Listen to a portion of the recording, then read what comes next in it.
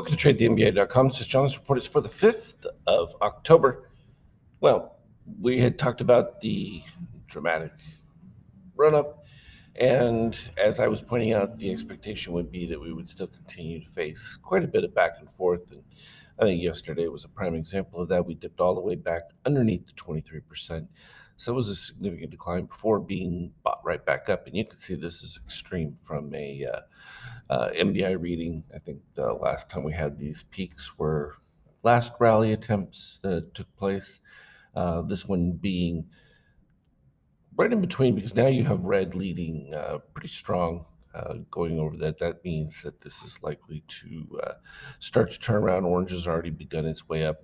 Critical element right here is this green DOC crossing above the cyan at this particular stage. And so that's going to help maintain the congruency of it for some degree, but I think it becomes pretty straightforward at this particular point as soon as we start to see that pivot lower, particularly if white's continuing its acceleration. It's just going to be a question of when do shorts activate, and as soon as they do, um, that's when we'll probably start to see some of a bit of this retrace. 38% might be a bit optimistic. That's still another 70 plus points away. We'll probably get a better idea the next couple of days as fund money starts to ripple through and finish its surge. And once that's done, then we'll see if there's anything left, and any real interest is really a better question. From an NQ standpoint, you can see also did the exact same thing, a little bit weaker, pretty much right at its 23%. And this is just all a reflection of the uncertainty that continues to wage between the battle of what is versus what may be. And this idea that the Fed will be forced to move back to quantitative easing is really the impetus for all of it. Euro got caught up in that whole setup too. Its exuberance was that, the U.S. was going to stop its aggressive rate rise, which would make the euro more palatable. Not the case. And two, as oil rises, I think you're going to see more pressure for the euro going underneath. And that's relevant because OPEC announced that they were cutting back production. And we all know how that's going to play out. And this is an interesting one because we talked about this the other day too, right? As the market was going up. Um, Treasuries, the expectation would be that if there's going to be quantitative easing, that there would be a push into TLT. You would see it rise as rates began to fall. We're not seeing that. We're seeing just the opposite. That we're moving towards the lows, which is an increase in rates. So, yeah, the disconnect between the bond market and the stock perception is becoming more stark. And the question really is, does the bond market get it wrong? Not very often. From a gold standpoint, it's still strong elements in gold. I think that we've talked about that as far as the dip goes. Um, it's been pretty strong on this return. It's been following what the market is and this expectation that there was deflationary pressures building and we were going to sink, but now that everyone believes we're going into quantitative easing and there'll be more money printing through the roof. Through the roof.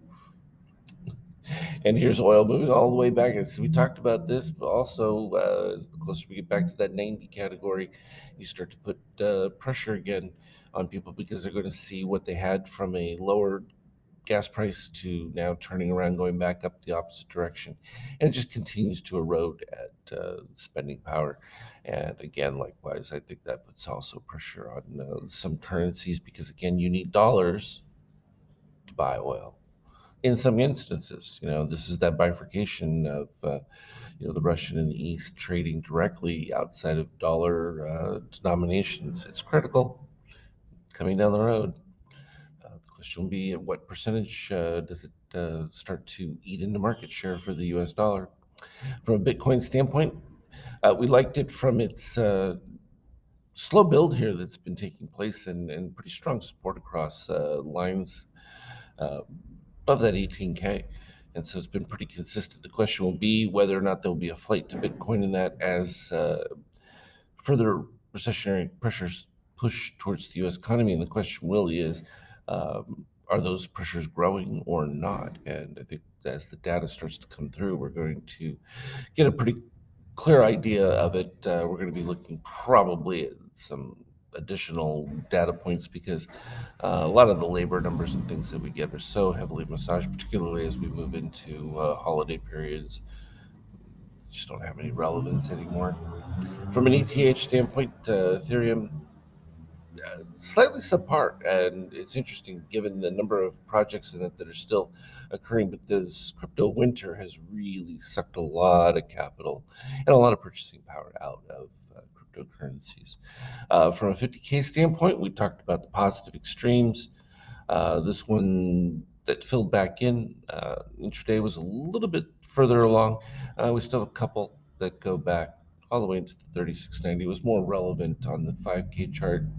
Um, the 3720 30 range here uh, had some strong ones, and we had some previous ones going up from above. And the selling started in the morning pre-market, and there was a little lift right as soon as the early stock pre-market opened, but that also began to fade quickly, and it took some serious time before the build started, and another short run capture, and I mean it literally lifted exactly back up, and that exuberance pays off because it really sucks in a whole new segment um, that you can then sell into later. And you can see what happened as we got to the second run of it. There were a few more positive extremes that took place.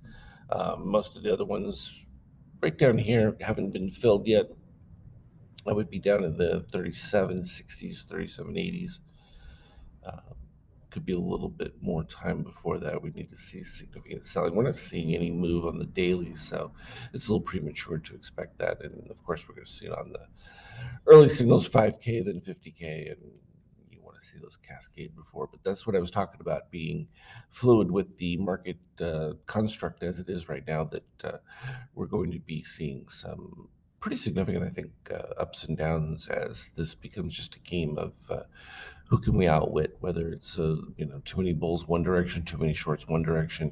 And I think that's going to create a lot of range in between longer term investors wanting to uh, believe that they've got value. And the reality is, with inflation running at is, I don't know that the downside for the market is all that strong, simply because of that discount value. The question really becomes an economic one, and whether or not the prospects for this idea of a soft landing versus something a little bit more dramatic has to be weighed in. And that really, I think, will have greater bearing on what we see from a market number.